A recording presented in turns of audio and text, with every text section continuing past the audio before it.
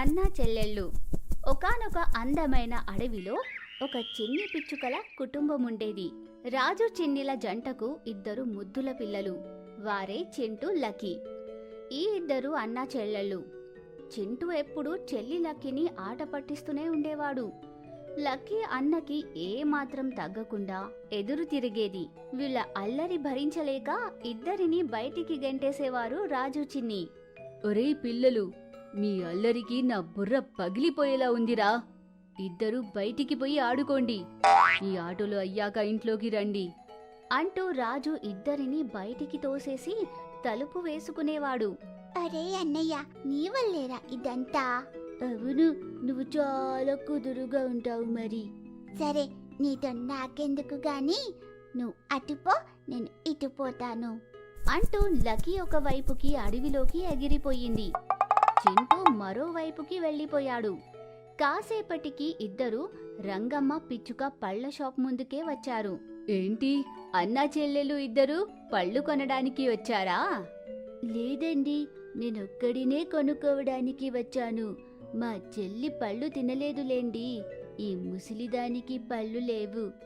అరే అన్నయ్య, నువ్వు నోరు మూసుకుంటే నీకేం మంచిది, లేదా కొరికి చంపేస్తా. నా పళ్ళు ఎంత స్ట్రాంగో చూపించనా?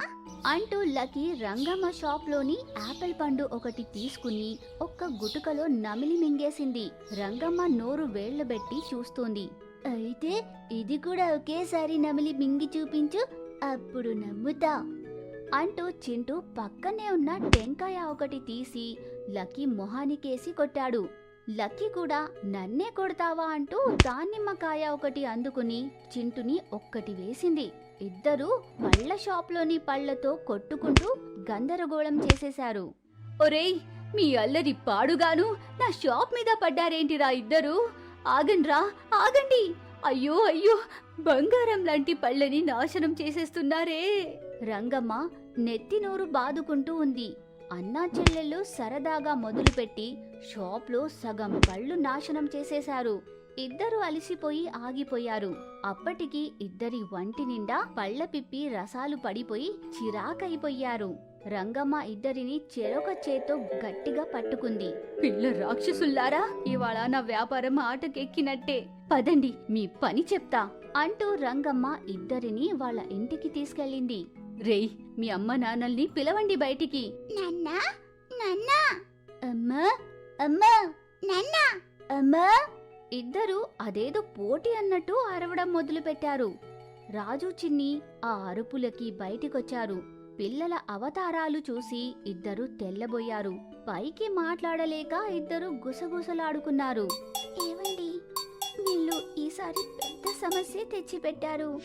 రంగమ్మ ఏంటి అంత కోపంగా ఉంది? మీ గుసగుసలు ఆపండి, నా డబ్బుల సంగతి తేల్చండి. మీ పిల్లలు పిల్లలు కాదు బాబోయ్, పిల్ల దెయ్యాలు. నా పళ్ళని నేలపాలు చేశారు. వాటన్నిటికీ నాకు జరిగిన నష్టం అక్షరాల 2000. మర్యాదగా నా డబ్బులు నాకు ఇవ్వండి. రాజు నోరు మూసుకుని లోపలికి వెళ్లి డబ్బులు తెచ్చి రంగమ్మకిచ్చేశాడు.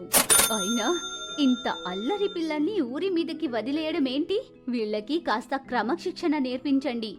మరీ ఇంత అల్లరి మిమ్మల్ని అల్లరి పాలు చేస్తుంది.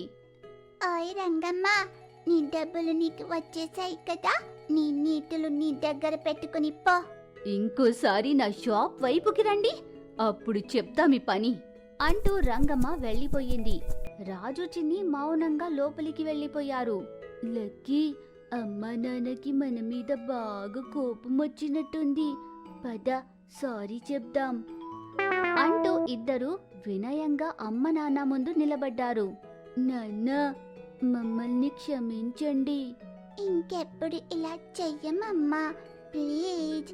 ఈసారి మమ్మల్ని క్షమించండి. ఇద్దరు లోపలికి వెళ్ళి శుభ్రపడండి అని గంభీరంగా చెప్పాడు రాజు. ఇద్దరూ సైలెంట్ గా లోపలికి వెళ్ళిపోయారు. మరుసటి రోజు పండు అనే ఓ పెద్ద కాకి వాళ్ళ ఇంటికొచ్చింది.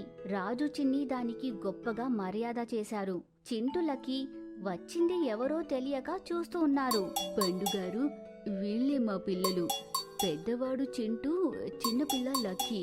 మీకు ఎవరు కావాలంటే వాళ్ళని తీసుకెళ్ళవచ్చు. నాకు ఆడపిల్లలంటే ఇష్టం. లక్కీని తీసుకెళ్తాను. ఎంత కావాలో చెప్పండి. లక్కీకి ఒక 10,000 ఇవ్వండి చాలు. ఎందుకంటే తనకి పనులేమి చేత కావు, మీరే నేర్పించుకోవాలి. సరే, మంచి బేరమే. వారం రోజుల్లో డబ్బులు తీసుకుని వస్తాను. పాప సామాన్లన్నీ సర్ది ఉంచండి. ఆ మాటలు విన్న లక్కీ చింటులకి గుండె గుబేలమన్నది. పండు వెళ్ళిపోయాక నాన్నను అడిగారు. నాన్న, ఎవరు అతను? నన్ను తీసుకెళ్తా అంటున్నాడు, నువ్వేమో డబ్బులు మాట్లాడుతున్నావు.